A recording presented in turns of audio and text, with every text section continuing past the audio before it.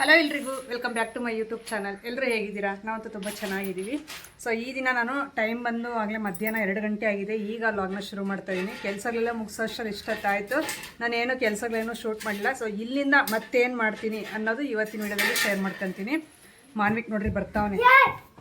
ಇವನು ಅಂಗಡಿಗೆ ಹೋಗ ಅಂದರೆ ಯಾಕೋ ಬಿಸ್ಕೆಟ್ ತಿನ್ನಂಗಾಗಿತ್ತು. ಅಂಗಡಿಗೆ ಹೋಗ ಅಂದರೆ ಹೋಗಲಿಲ್ಲ. ಈಗ ಲಾಸ್ಟಿನ ಕಳಿಸಿನಿ, ಅದಕ್ಕೆ ಓಡ್ ಬರ್ತಾವನೆ ಈಗ ಇಸ್ಕೊಳಕ್ಕೆ. ಬಿಸ್ಕೆಟ್ ಕೊಡಲ್ಲ ಮಾನ್ವಿಕ, ನಿನಗೆ ಕೊಡಲ್ಲ ಕಣ. ನಾನು ಲಾಸ್ಟ್ ಇಬ್ಬರು ತಿಂತೀವಿ. ಯಾಕೋ ಗೊತ್ತಿಲ್ಲ, ಮಧ್ಯಾಹ್ನ ಟೈಮ್ ಹಂಗೆ ಕ್ರೇವಿಂಗ್ಸ್ ಆಗುತ್ತೆ, ಸ್ವೀಟ್ ಕ್ರೇವಿಂಗ್ಸು. ಸ್ವೀಟ್ ಏನಾದರೂ ತಿನ್ನಬೇಕು ಅನಿಸುತ್ತೆ. ಸ್ವಲ್ಪ ಊಟ ಮಾಡಿದ ತಕ್ಷಣ ತಿನ್ನಬೇಕು ಅನ್ನಿಸ್ತಾ ಇರುತ್ತೆ. ಮನೇಲಿ ಇಟ್ಕೊಂಡ್ರೆ ನಮ್ಮ ಅರವಿಂದ್ ಬಿಡಲ್ಲ. ಸೊ ಎಲ್ಲನೂ ಒಂದೇ ಸರಿ ತಿಂದಾಕ್ತಾನೆ ಅವನು. ಅದಕ್ಕೆ ಇನ್ನು ಜಾಸ್ತಿ ಮಕ್ಕಳು ಸ್ವೀಟ್ ತಿಂದರೆ ಒಳ್ಳೇದಲ್ಲ ಅಂತ ನಾನು ಸ್ವೀಟ್ ಏನು ಜಾಸ್ತಿ ಇಟ್ಕೊಳಕ್ಕೆ ಹೋಗಲ್ಲ. ಕರ್ಜಿಕಾಯಿ ಮಾಡಿದ್ವಲ್ಲ ಮೊನ್ನೆ, 3 ಡೇಸ್ ಅಷ್ಟೇ ಇದ್ದಿದ್ದು. ಅಷ್ಟು ಕರ್ಜಿಕಾಯಿ ಅವ್ನು ಬಿಡಲೇ ಇಲ್ಲ, ಊಟ ಸಮೇತ ಮಾಡಲ್ಲ, ಆ ಥರ ತಿಂತಾನೆ. ಅದಕ್ಕೆ ಸ್ವಲ್ಪ ಸ್ವೀಟ್ಸ್ ಮಾಡಿದ್ರೂ ನನಗೆ ಬಚ್ಚಿಡೋಕ್ಕೆ ಅದೆಲ್ಲ ಬರಲ್ಲ. ಬಚ್ಚಿಟ್ರೆ ಏನಾಗುತ್ತೆ ಅಂದರೆ ಸೆಕೆಂಡ್ಸಲ್ಲೇ ಅವನು ಕಂಡ್ಕೊಬಿಡ್ತಾನೆ ಅರವಿಂದ್.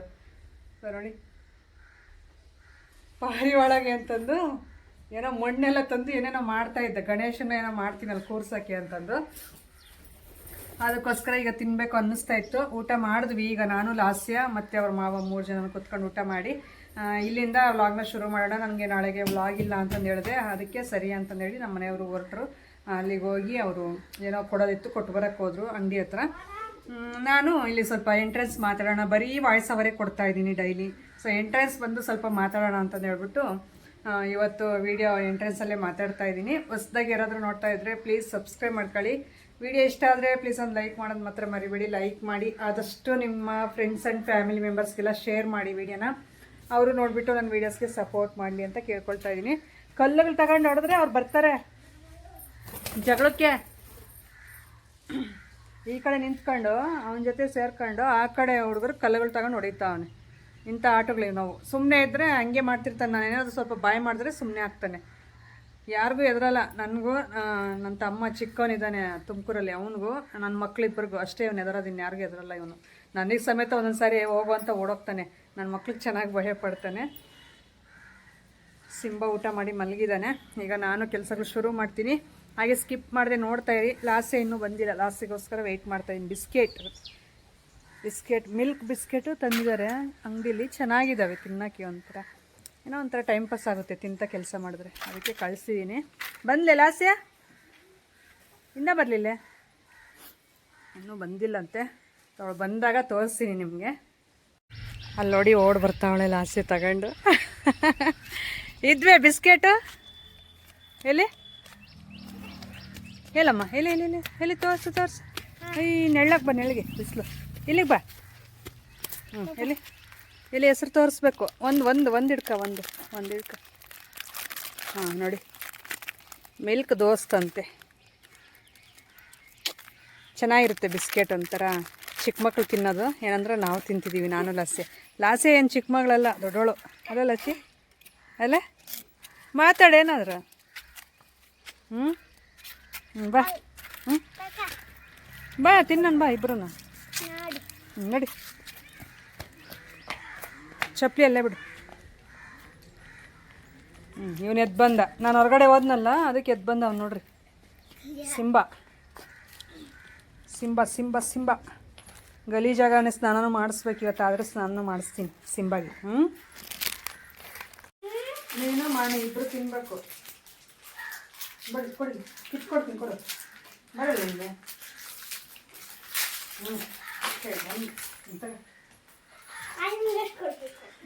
ಎರಡ ಮೂರ ಕೊಡು. ಬಿಸ್ಕೆಟ್ ಮಿಲ್ಕ್ ದೋಸೆ ಅಂತೆ. ಚೆನ್ನಾಗಿತ್ತು. ತಿನ್ನು ನೀನೊಂದು ಟೇಸ್ಟ್ ನೋಡು. ಬಿಸ್ಕೆಟ್ ತಗೋಬೇಕಾಗ್ತಿಲ್ಲ, ತೆಗಿ. ಅಷ್ಟೇನೆ ಮಾಮಗೆ. ಅಲ್ಲಿಟ್ಟು ತಿನ್ನು. ಇವತ್ತು ನೀನು ಅದು ಓಪನ್ ಮಾಡ್ದಂಗೆ ತಿಂದಂಗೆ ತಿನ್ನು. ತಿನ್ನು.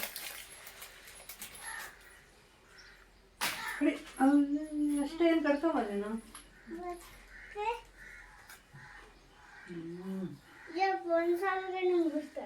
ಒಂದು ಸಮಕ್ಕೆ ನುಂಗ್ಬಿಡ್ತಾನ. ಮೊನ್ನೆ ಒಂದು 2 ಸ್ಯಾರಿ ಹಾಕ್ಕೊಂಡಿದ್ನಲ್ಲ ಅವನ್ನ ತೊಳೆದ್ಬಿಟ್ಟು ನಾನೀಗ ಒಂದೇ ಹಾಕ್ಕೊಂಡಿದ್ದೀನಲ್ಲ ಮತ್ತೆ ನೆಕ್ಸ್ಟ್ ಹಾಕ್ಕೊಂಡು ತೊಳೆಯೋಣ ಅಂತ ಏನಿಲ್ಲ. ನನಗೊಂದು ಸಾರಿ ಹಾಕ್ಕೊಬಿಟ್ರೆ ಅಷ್ಟೇ ಮುಗೀತು, ತೊಳೆಯೋವರೆಗೂ ಸಮಾಧಾನ ಇರಲ್ಲ. ಅದಕ್ಕೆ ಅವು 2 ಸ್ಯಾರಿನೂ ತೊಳೆದು ಮತ್ತೆ ಜೊತೆಗೆ ಇನ್ನೊಂದು 2 ಜೊತೆ ಬಟ್ಟೆ ಇದ್ವು, ಎಲ್ಲನೂ ಒಂದೇ ಸಾರಿ ತೊಳೆದ್ಬಿಟ್ಟು ಈಗ ಎಲ್ಲ ಒಣಗಿದ್ವು. ಅವನ್ನ ತಗೊಬಂದು ಸ್ವಲ್ಪ ಹೊತ್ತು ನೆರಳಲ್ಲಿ ಹಾಕಿದ್ದೆ ತಣ್ಣಗಾಗಲಿ ಅಂತ. ಅದು ಬಿಸಿ ಇದ್ದಾಗಲೇ ಮಡ್ಚಕ್ಕೋದ್ರೆ ಒಂಥರ ಚಟ್ ಅನ್ನಂಗಾಗುತ್ತೆ ಆ ಸ್ಯಾರೀಸು, ಶಾಕ್ ಹೊಡೆದಂಗೆ ಆಗುತ್ತೆ ಕೈಗೆ. ಅದಕ್ಕೆ ನಾನು ಸ್ವಲ್ಪ ಹೊತ್ತು ತಣ್ಣಗೆ ಹಾಕ್ಬಿಟ್ಟು ಈಗ ನಾನು ಮಡ್ಚ್ತಾ ಇದ್ದೀನಿ. ಸೊ ಇವನ್ನೆಲ್ಲ ಮಡಚಿ ಎತ್ತಿಟ್ಟು ಮತ್ತೆ ಹೊರಗಡೆ ಕೆಲಸಗಳು ತುಂಬ ಇದ್ದಾವೆ, ಎಲ್ಲ ಮಾಡ್ತಾ ಹೋಗ್ತೀನಿ.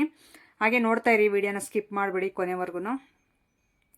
ಈ ಕಡೆ ಲಾಸ್ಯ ಆಗಲೇ ಬಿಸ್ಕೆಟ್ ಎಲ್ಲ ತಿಂದ್ಬಿಟ್ಟು ಮನೆ ಕಡೆ ಹೊರಟ್ಲು. ನಾನಿನ್ನು ಅಡುಗೆ ಕೆಲಸಗಳೇನೂ ಇಲ್ಲ. ಸೊ ಇಲ್ಲಿಂದ ಇನ್ನು ಅಡುಗೆನೂ ಎಲ್ಲ ಮಾಡಬೇಕು. ಸೊ ಒಂದಾದಮೇಲೆ ಒಂದು ಕೆಲಸಗಳಿಗಂತೂ ರೆಸ್ಟ್ ಅನ್ನೋದೇ ಇರಲ್ಲ. ಈ ಮಧ್ಯೆ ನಾನೊಂದು ಸ್ವಲ್ಪ ಆ್ಯಕ್ಟಿವ್ ಆಗಿದ್ದೀನಿ. ಮನೆ ಕೆಲಸ ಯಾವುದೇ ಆಗಲಿ ಪೆಂಡಿಂಗ್ ಇಟ್ಕೊತಾ ಇಲ್ಲ. ಆವಾಗಿನ ಕೆಲಸ ಅವಾಗ ಮುಗಿಸ್ತಾ ಇದ್ದೀನಿ. ಸ್ವಲ್ಪ ಕಷ್ಟ ಆದರೂ ಪರವಾಗಿಲ್ಲ ಅಂತ.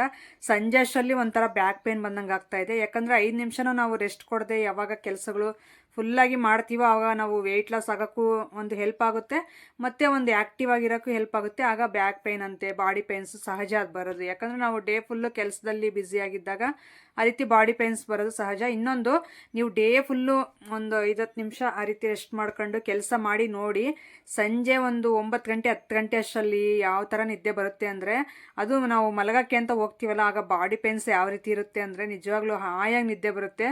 ನಾವು ಸುಮ್ಮನೆ ಇದ್ದು ಒಂಥರ ಮಲಗಿ ಬೇಗ ನಿದ್ದೆ ಅನ್ನೋದು ಬರಲ್ಲ. ಸೊ ನಾವು ಯಾವಾಗ ಕೆಲಸಗಳೆಲ್ಲ ಫುಲ್ ಬ್ಯುಸಿಯಾಗಿ ಒಂದು ಸ್ವಲ್ಪ ಹೊತ್ತು ನಮ್ಮ ಬಾಡಿಗೆ ರೆಸ್ಟ್ ಕೊಡದೆ ನಾವು ಕೆಲಸಗಳು ಮಾಡ್ತೀವೋ, ಸಂಜೆ ಊಟ ಮಾಡಿದ ತಕ್ಷಣ ಆರಾಮಾಗಿ ನಿದ್ದೆ ಅನ್ನೋದು ಬರುತ್ತೆ. ಒಂಥರ ಮತ್ತು ಥರ ಬರುತ್ತೆ ನಿದ್ದೆ. ಸೊ ಅವಾಗ ಮಲಗಿದ್ರೆ ಬಾಡಿನೂ ಒಂದು ಕಡೆ ಸಖತ್ತಾಗಿ ಪೇಯ್ನ್ ಆಗ್ತಾ ಇರುತ್ತೆ, ನಿದ್ದೆನೂ ಅಷ್ಟೇ ಚೆನ್ನಾಗಿ ಬರ್ತಾ ಇರುತ್ತೆ. ಸೊ ಅದು ನಾನು ಒಂದು 4-5 ಡೇಸಿಂದ ಎಕ್ಸ್ಪೀರಿಯೆನ್ಸ್ ಮಾಡ್ತಾಯಿದ್ದೀನಿ. ತುಂಬ ಚೆನ್ನಾಗಿರುತ್ತೆ. ಅದಕ್ಕೆ ನನಗೆ ಇದೇ ಥರ ಚೆನ್ನಾಗಿದೆ ಅಂತ ಡೇ ಫುಲ್ಲು ನಾನು ಏನಾದರೂ ಒಂದು ಕೆಲಸದಲ್ಲಿ ಆ್ಯಕ್ಟಿವ್ ಆಗಿ ಇರ್ತೀನಿ. ಅದು ಬಟ್ಟೆ ಎಲ್ಲ ಮಡಚಿಟ್ಟು ಎತ್ತಿಟ್ಟು ಬಂದೆ. ಈಗ ಹೊರಗಡೆ ಅದು ಕಸ ಎಲ್ಲ ಹುಡುಕ್ದೆ, ಮನೆ ಹತ್ರ ಇರೋವಂಥದ್ದೆಲ್ಲನೂ. ಇಲ್ಲಿ ದಾರಿ ಗುಡಿಸಿರ್ಲಿಲ್ಲ ಈ ಕಡೆ ಬಂಡೆಗಳ ಕಡೆ, ಅಂದರೆ ಈ ಖಾಲಿ ಸೈಟ್ ಇದೆಯಲ್ಲ ನಮ್ಮದು, ಸ್ವಲ್ಪ ದಾರಿ ಇದೆ ಖಾಲಿದು, ಅದೆಲ್ಲ ಗುಡಿಸಿರ್ಲಿಲ್ಲ. ಅಲ್ಲಿ ಜಾಸ್ತಿ ಕಸನೇ ಇತ್ತು. ಅದಕ್ಕೆ ನೀಟಾಗಿ ಎಲ್ಲ ಗುಡಿಸ್ಬಿಟ್ಟು, ಯಾಕಂದರೆ ಈ ಕಡೆ ನೋಡಿದ್ರೆ ನಮ್ಮ ಅಮ್ಮ ಅವರು ಹಸುಗಳು, ಈ ಕಡೆ ಎಡಗಡೆ ನೋಡಿದ್ರೆ ನಮ್ಮ ಪಕ್ಕದ ಮನೆಯವ್ರದ್ದು ಹಸುಗಳು. ದಾರಿಲಿ ಕರ್ಕೊಬರೋದು ಓಡಾಡೋದು ಮಾಡಬೇಕಾದ್ರೆ ಆ ಸಗಣಿ ಎಲ್ಲ ಹಾಕ್ಕೊಂಡು ಫುಲ್ಲು ಗಲೀಜು ಥರ ಆಗುತ್ತೆ. ಅದಕ್ಕೆ ಅದನ್ನೆಲ್ಲ ಕಸ ಕಡ್ಡಿ ಎಲ್ಲ ಗಾಳಿಗೆ ಬಂದಿರೋದು ಹುಲ್ಲು ಎಲ್ಲ ಹಂಗೆ ಇತ್ತು. ಅದನ್ನೆಲ್ಲ ನೀಟಾಗಿ ಒಂದು ಹತ್ರ ಗುಡ್ಡೆ ನೂಕ್ಬಿಟ್ಟು ನಾವು ಅಮ್ಮರ ಮನೆ ಹತ್ರ ಹೋಗಿ ಟಬ್ ತಂದು ಇದನ್ನ ಎತ್ತಾಕೋಣ ಅಂತ ಹೋಗ್ತಾ ಇದ್ದೀನಿ. ಅದನ್ನು ತಿಪ್ಪೆಗೆ ಹಾಕ್ಬಿಟ್ರೆ ಮತ್ತೆ ಗಾಳಿಗೆ ಬರಲ್ಲ. ಏನು ಬಂದಿಲ್ಲ ಅಂದ್ರೆ ನಮ್ಮ ಅಮ್ಮವ್ರದ್ದು ಆ ಕಡೆ ಸಪ್ಪೆ ನೀವು ನೋಡ್ತಾ ಇರ್ಬೋದು, ನಮ್ಮ ಅಪ್ಪ ನಿಂತಿತ್ತಲ್ಲ ಈ ಕಡೆ ಒಂದು ಸ್ವಲ್ಪ ಮುಂದಕ್ಕೆ ಸಪ್ಪೆ ಹಾಕಿದ್ದಾರೆ. ಗಾಳಿ ಜೋರಾಗಿ ಬೀಸ್ಬಿಟ್ರೆ ಏನಾಗುತ್ತೆ ಅಂದರೆ ಈ ಪುಡಿದು ಎಲ್ಲ ಮೇಲ್ಗಡೆ ಇದು ತೌಡು ಅಂಥದ್ದೆಲ್ಲ ಇರುತ್ತಲ್ಲ, ಅಂದರೆ ಜೀವ ಇಲ್ಲದೆ ಇರೋದೆಲ್ಲ ಗಾಳಿಗೆ ಹೊಡ್ಕೊಂಡು ಹೋಗುತ್ತಲ್ಲ, ಆ ಥರದ್ದೆಲ್ಲ ಹೊಡ್ಕೊಂಡು ಸೀದಾ ನಮ್ಮ ಮನೆ ಹತ್ರನೇ ಬರುತ್ತೆ ಎಲ್ಲನೂ. ಡೈಲಿ ಈ ರೀತಿ ತುಂಬ ಆಗ್ತಾ ಇದ್ರೇ. ಇದಂತೂ ಒಂದು 4-5 ಡೇಸಿಂದ ತುಂಬ ಹಾಕಿರಲಿಲ್ಲ, ಅದಕ್ಕೆ ಹಂಗೆ ಒಂದು ಟಬ್ ತುಂಬ ಆಯಿತು. ಅದನ್ನ ನೀಟಾಗಿ ಎತ್ತಾಕ್ಬಿಟ್ರೆ ಅತ್ತಾಗೆ ಇನ್ನು ಗಾಳಿಗೆ ಹೊಡ್ಕೊಂಡೋಗಲ್ಲ, ಅಂದರೆ ಮನೆ ಮುಂದಕ್ಕೆ ಬರಲ್ಲ ಅಂತಂದು ಈಗ ಇದು ಎಲ್ಲ ಕ್ಲೀನ್ ಮಾಡಿದೆ. ಈ ರೀತಿ ಮನೆ ಹತ್ರ ಸಂಜೆ ಆಗಿರ್ಬೋದು ಬೆಳಗ್ಗೆ ಆಗ್ಬೋದು ಕ್ಲೀನಾಗಿ ಎತ್ತಾಕ್ಬಿಟ್ರೆ ಕಸ ಗುಡಿಸಿ ಎಷ್ಟು ಚೆನ್ನಾಗಿ ಕಾಣ್ತಾ ಇರುತ್ತೆ ಮನೆ ಮುಂದೆ. ಸ್ವಲ್ಪ ಶೀಟ್ಸ್ ಎಲ್ಲ ಒಡೆದೋಗಿದ್ದಾವೆ ನಮ್ಮ ಮನೆ ಮುಂದೆ ಇರುವಂಥದ್ದು. ಅದು ತೆಂಗಿನ ಮರ ಇದ್ವಲ್ಲ ಅವಾಗ ಬಿದ್ದುಬಿಟ್ಟು ಎಲ್ಲ ಶೀಟ್ ಹೊಡೆದೋಗಿದ್ದಾವೆ. ಅದಕ್ಕೋಸ್ಕರ ಹೊರಗಡೆ ಫ್ರಂಟ್ ಗೋಡೆ ಸ್ವಲ್ಪ ಗಲೀಜಾಗಿ ಕಾಣುತ್ತೆ. ಯಾಕಂದರೆ ಮಳೆ ಬಂದಿರೋ ನೀರೆಲ್ಲ ಗೋಡೆ ಮೇಲೆ ಬರ್ತವೆ. ಆ ಗೋಡೆ ಒಂಥರ ಪಾಚಿ ಕಟ್ಟಿದಂಗಾಗಿ ಆ ಥರ ಕಾಣಿಸುತ್ತೆ. ಹೊರಗಡೆ ಶೀಟ್ ಒಂದು ಚೇಂಜ್ ಮಾಡ್ಬೇಕು ನಾವು, ಸ್ವಲ್ಪ ದುಡ್ಡು ನೋಡ್ಕೊಂಡು. ಅದನ್ನು ಬೇಗ ಸ್ವಲ್ಪ ದುಡ್ಡಲ್ಲಿ ಆಗಲ್ವಲ್ಲ, ಒಂದು 30-40 ಸಾವಿರ ಆದರೂ ಬೇಕಾಗುತ್ತೆ ಎಲ್ಲ ಕ್ಲೀನ್ ಮಾಡಿ ನಾವು ಪೇಂಟ್ ಮಾಡ್ಸೋಕ್ಕೆ, ಶೀಟ್ ತಂದು ಹಾಕೋದಕ್ಕೆ, ಮತ್ತು ಗಾರೆ ಕೆಲಸದವ್ರಿಗೆಲ್ಲ ಕೊಡೋದಕ್ಕೆ. ಅದಕ್ಕೆ ನಾನು ಒಂದು ಸ್ವಲ್ಪ ನಿಧಾನ ಮಾಡ್ತಾ ಇದ್ದೀವಿ. ಅದನ್ನು ಕ್ಲೀನ್ ಮಾಡಿಸ್ಬಿಡ್ಬೇಕು, ಮನೆ ಹೊರಗಡೆದೆಲ್ಲನೂ ರೆಡಿ ಮಾಡಿಸ್ಬಿಟ್ರೆ ಚೆನ್ನಾಗಿ ಕಾಣಿಸುತ್ತೆ. ಹಾಗೆ ಸಂಜೆ ಆಯಿತು. ಈಗ ನಾನು ಉಪ್ಪಿನಕಾಯಿ ಚಟ್ನಿನೂ ಮತ್ತು ಮುದ್ದೆ ಮಾಡೋಣ ಅಂತ ಅಂದ್ಕೊಂಡೆ. ನಮ್ಮ ಮನೆಯವ್ರು ಮುದ್ದೆ ಬೇಡ ಸ್ವಲ್ಪ ಅನ್ನನೇ ಮಾಡು ಅಂತ ಅಂದರು. ಅದಕ್ಕೆ ಸರಿ ಅಂತ ಚಟ್ನಿಗೆ ಈಗ ಜೋಡಿಸ್ತಾ ಇದ್ದೀನಿ. ಹಾಗೆ ಅರವಿಂದು ಮನೆಗೆ ಬಂದಿರಲಿಲ್ಲ ಇವತ್ತು ಬೆಳಿಗ್ಗೆಯಿಂದನೂ. ಏನಕ್ಕೆ ಅಂದರೆ ನಿತಿನ್ ಆ ರೀತಿ ಕೆಲಸಗಳು ಮಾಡ್ತಾನೆ. ಅವನೇನಾದರೂ ಮಾತಾಡಿರ್ತಾನೆ ಈ ಜನ ಇದ್ದಾಗ ಅರವಿಂದು, ಅದಕ್ಕೆ ಇವನು ಹೊಡೆದ್ಬಿಟ್ಟವನೆ, ಎದುರಿಗೆ ಮಾತಾಡಿದ್ದಾನೆ. ಎದುರೆದುರು ಅವನೇನಂದರೆ ಅದು ತಿರುಗಿಸಿ ಅನ್ನೋದು ಆ ಥರ ಮಾತಾಡಿದ್ದಾನೆ. ಅವನಿಗೆ ಒಂಥರ ಜನರ ಮುಂದೆ ಅಂದರೆ ಫ್ರೆಂಡ್ಸ್ ಮುಂದೆ ಮಾತಾಡೋದ್ನಲ್ಲ, ಅದಕ್ಕೆ ಅವನಿಗೊಂಥರ ಶೇಮ್ ಆದಂಗೆ ಆಗಿದೆ. ಏನು ಇವನು ಬೆಲೆನೇ ಕೊಡಲ್ವಲ್ಲ ಹಂಗೆ ಮಾತಾಡ್ತಾನೆ ಅಂತಂದು ಹೊಡೆದಿರೋದಕ್ಕೆ ನನಗೆ ಗೊತ್ತಾಗಲಿಲ್ಲ. ಫೋನ್ ಮಾಡಿದೆ ಇವನು ನಿತಿನ್, ಇವನೇ ಹೊಡೆದು ಇವನೇ ಫೋನ್ ಮಾಡಿದೆ ನನಗೆ. ಅವ್ನು ಹೆಂಗಂದ್ರೆ ಹಂಗೆ ಮಾತಾಡ್ತಾನನ್ನ ಎಲ್ಲರ ಮುಂದೆ ಅಂತ ಅಂದಿದ್ದಕ್ಕೆ ನಾನೇನು ಮಾಡಿದೆ, ಹೊಡಿ ಅವ್ನು ಹೇಳ್ತೀನಿ, ಅವ್ನು ಬಾಯಿಗೆ ಬಿಡಿ ಹೇಳ್ತೀನಿ ಹಂಗೆಲ್ಲ ಮಾತಾಡ್ದಂಗೆ ಅಂತಂದು ಅಂದೆ. ಅದಕ್ಕೆ ಅವ್ನು ಕೇಳಿಸ್ಕೊಬಿಟ್ಟವನು ಅರವಿಂದು ಬಂದು ನಮ್ಮ ಅಮ್ಮನ ಹತ್ರ ಫುಲ್ ಹತ್ಕಂತ ಚಾಡಿ ಹೇಳ್ತಾವನೆ, ನಾನು ಬರಲ್ಲ, ಅವ್ರ ಮನೆಗೆ ಹೋಗಲ್ಲ, ನಮ್ಮಮ್ಮ ಒಡಿ ಅಂದವಳೆ, ನಮ್ಮಮ್ಮ ಅಂದರೆ ತುಂಬ ಪ್ರಾಣ ನನಗೆ, ನಮ್ಮಮ್ಮನೇ ಒಡಿ ಅಂತ ಹೇಳವಳೆ, ಅವನು ಚೆನ್ನಾಗಿ ಹೊಡೆದಾಕವನೆ ನಾನು ಹೋಗಲ್ಲ ಅಂತಂದು ಹೇಳ್ಬಿಟ್ಟು ಬೆಳಿಗ್ಗೆಯಿಂದ ಬರ್ತಾಯಿಲ್ಲ ನಮ್ಮ ಅಮ್ಮನ ಹತ್ರ, ನಮ್ಮ ಅಮ್ಮನ ಜೊತೆ ಇಟ್ಕೊಂಡವನೆ.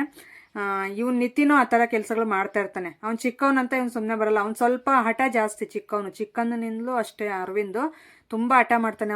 ಅವ್ನು ಕೇಳಿದ್ದೇ ಕೊಡಬೇಕು, ಅವ್ನು ಏನು ಹೇಳಿದ್ರೆ ಅದೇ ಸರಿ, ಆ ಥರ ಅವನು. ಇವನು ಸೈಲೆಂಟಾಗಿರ್ತಾನೆ, ಅದೇ ಸೈಲೆಂಟಾಗಿ ಉರಿಸ್ತಾನೆ ಅವ್ನು ಹಂಗಲ್ಲ, ಸ್ವಲ್ಪ ಮಾತಾಡ್ತಾನೆ. ಆದರೆ ಅವ್ನು ಸಿಟ್ಟು ತಡ್ಕೊಳ್ಳಲ್ಲ, ಬೇಗ ತೋರಿಸ್ಕೊಬಿಡ್ತಾನೆ ಹಂಗೆ. ಅದಕ್ಕೆ ಇವನು ಆ ಥರ ಮಾಡ್ಕೊಂಡು ಬಂದಿದ್ದಾನೆ ಮನೆಗೆ. ಇವತ್ತು ಅವ್ನು ಬರ್ತಾ ಇಲ್ಲ, ಊಟಕ್ಕೆ ಕರೆದ್ರೂ ಬರಲಿಲ್ಲ, ಮಾತಾಡಿಸ್ತಾನೂ ಇಲ್ಲ. ಒಂದಿನ ಅಷ್ಟೇ, 2ನೇ ದಿನಕ್ಕೆ ಮತ್ತೆ ರಾಜಿ ಆಗ್ತಾನೆ. ಇವಾಗ ಸದ್ಯಕ್ಕೆ ಅದು ಹೇಳ್ತೀನಲ್ಲ, ಇಬ್ಬರು ಗಂಡು ಮಕ್ಳಿದ್ರೆ ಇದೇ ಪರಿಸ್ಥಿತಿ ಎಲ್ಲರ ಮನೇಲಿ. ಬರೀ ಜಗಳ, ಇಬ್ಬರದು ಒಬ್ರನ್ನ ಕಂಡ್ರೆ ಒಬ್ರಿಗೆ ಆಗಲ್ಲ, ಆ ಥರ ಆಗುತ್ತೆ. ಇನ್ನೂ ದೊಡ್ಡವ್ರು ಆಗ್ತಾ ಸೇಮ್ ಅದೇ ರೀತಿ ಆಗ್ತಾರೆ. ಈಗ ಹೆಣ್ಮಕ್ಳು ಬೇಕು ಅಂತ ಅನ್ಸೋದು ಇದಕ್ಕೇನೆ. ನನಗಂತೂ ನಿಜ, ಇಬ್ಬರು ಹೆಣ್ಮಕ್ಳು ಇದ್ದಿದ್ರೆ ನೆಮ್ಮದಿಯಾಗಿ ಇದ್ಬಿಡ್ತಿದ್ದೆ ಅನ್ಸುತ್ತೆ ಮನಸ್ಸಿಗೆ. ಅವರಿಬ್ಬರು ಆ ಥರ ಯಾವಾಗಲೂ ಜಗಳಾಡೋದು, ಒಬ್ರಿಗೊಬ್ರು ಕಂಪ್ಲೇಂಟ್ಸ್ ಇಡೋದು, ಆ ಥರ ಮಾಡ್ತಾ ಇರ್ತಾರೆ. ನನಗೊಂಥರ ಬೇಜಾರು ಅನ್ನಿಸ್ತು, ಅವ್ನು ಬೆಳಗ್ಗೆಯಿಂದ ಬಂದಿಲ್ಲ ಈ ಕಡೆ ಮನೆ ಕಡೆ ಅಂತ. ನಿಮ್ಮ ಮನೆಗಳಲ್ಲೂ ಇಬ್ಬರು ಗಂಡ್ಮಕ್ಳಿದ್ರೆ ಇದೇ ರೀತಿ ಮಾಡ್ತಾರೆ? ಇದ್ದರೆ ಒಂದು ವೇಳೆ ಮಾಡ್ತಾರೆ ಇಲ್ವಾ ಕಾಮೆಂಟ್ ಸೆಕ್ಷನಲ್ಲಿ ತಿಳಿಸಿ. ನಮ್ಮ ಮನೇಲಂತೂ ಪಕ್ಕ ಇದೇ ರೀತಿ ಮಾಡ್ತಾರೆ ಯಾವಾಗ್ಲೂ. ನಾನೊಬ್ಳು ಮಧ್ಯ ಕಿರ್ಚಾಡಿ ಗಂಟ್ಲೆ ನೋವು ಬರುತ್ತೆ ಇಬ್ಬರು ಮಧ್ಯನೂ. ಸೊ ಬರೀ ಒಬ್ರು ಒಂದು ಟಿ ವಿ ಇಟ್ಟರೆ ಇನ್ನೊಂದು ಚಾನಲ್ ಇಟ್ಕೊಳ್ಳೋದು, ಆ ಥರ. ಸೊ ಏನಾದರೂ ಆಗಲಿ ಇಬ್ರಿಗೂ ಒಂದು ಕಾಂಪಿಟೇಷನ್, ಪೈಪೋಟಿ ಅನ್ನೋದಿರುತ್ತೆ. ಸೊ ಹಂಗೆ ನಾನು ಎಷ್ಟು ಅಂತ ಇದು ಮಾಡಿದ್ರು ಅವ್ರು ಕೇಳಲ್ಲ. ಅವರಪ್ಪ ಸುಮ್ಮನೆ ಗದರ್ತಾರಷ್ಟೇ. ಅವ್ರಪ್ಪನ ಅಂದರೆ ಸ್ವಲ್ಪ ಭಯ ಪಡ್ತಾರೆ ಅವರಪ್ಪನಿಗೆ. ಹಂಗಂತ ಅವರಪ್ಪ ಇದ್ದಾಗ ಜಗಳ ಹಿಡಿಯಲ್ಲ, ನಾನಿದ್ದಾಗ ಮಾತ್ರ ಹಿಡಿತಾರೆ.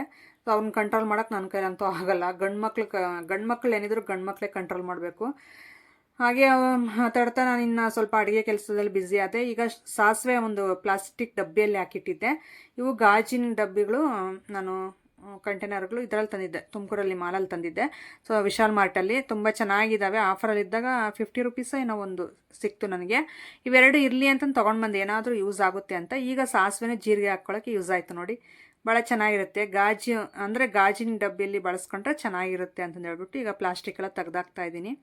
ಅದರಲ್ಲಿ ಹಾಕಿಟ್ಟು ಹಾಗೆ ಚಟ್ನಿ ನಾನು ಮಿಕ್ಸಿಗೆ ಹಾಕ್ಕೊಂಡಲ್ಲ, ಸೊ ಅದನ್ನು ಈಗ ಒಗ್ಗರಣೆ ಕೊಟ್ಟು ಒಂದು ಸ್ವಲ್ಪ ಹೊತ್ತು ಹಂಗೆ ಲೋ ಫ್ಲೇಮಲ್ಲಿ ಇಟ್ಕೊಂಡು ನಾನು ಫ್ರೈ ಮಾಡ್ತಾಯಿದ್ದೀನಿ.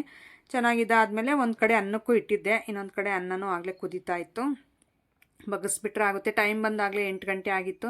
ಇನ್ನೇನಿದು ಊಟ ಮಾಡ್ಕೊಂಡು, ನಾನಂತೂ ಬೆಳಿಗ್ಗೆ ಇದ್ದರೆ ಸಂಜೆ ಒಂದು 6 ಗಂಟೆ ಅಷ್ಟರಲ್ಲೇ ತಿಂದ್ಬಿಡ್ತೀನಿ. ಮಲಗೋ ಅಷ್ಟರಲ್ಲಿ ನನಗೆ ಫುಲ್ಲು ಹೊಟ್ಟೆ ಖಾಲಿ ಆಗಿರ್ಬೇಕು, ಆ ರೀತಿ. ಇವರೆಲ್ಲ ಸ್ವಲ್ಪ ಲೇಟಾಗೆ ಊಟ ಮಾಡೋದು ನಮ್ಮ ಮನೆಯವರೆಲ್ಲರೂ. ನಾನು ಒಂದೊಂದು ಟೈಮ್ ಹಂಗೆ ಮಾಡ್ತೀನಿ. ಸೊ ಈಗ ಆ ರೀತಿ ಮಾಡ್ತಾಯಿದ್ದೀನಿ. 6 ಗಂಟೆಗೆ ತಿಂದಾಕ್ಬಿಡ್ತೀನಿ ಊಟನ. ಸೊ ಅನ್ನ ಬಗ್ಸಿದ್ಮೇಲೆ ಅವ್ರಿಗೆ ಊಟಕ್ಕಿಟ್ಟು ನಾನು ಸ್ವಲ್ಪ ವೀಡಿಯೋಸ್ ಎಡಿಟಿಂಗ್ ಕೆಲಸಗಳಿದ್ದಾವೆ, ಅವು ಮಾಡ್ಕೋಬೇಕು. ಈ ರೀತಿ ಇತ್ತು ಇವತ್ತಿನ ವೀಡಿಯೋ. ಯಾವ ರೀತಿ ಅನ್ನಿಸ್ತು ಅಂತ ಹೇಳಿ. ಸಿಗೋಣ ನಾಳೆ ಒಂದು ಒಳ್ಳೆ ವ್ಲಾಗ್ ಮುಖಾಂತರ. Thank you for watching. Bye.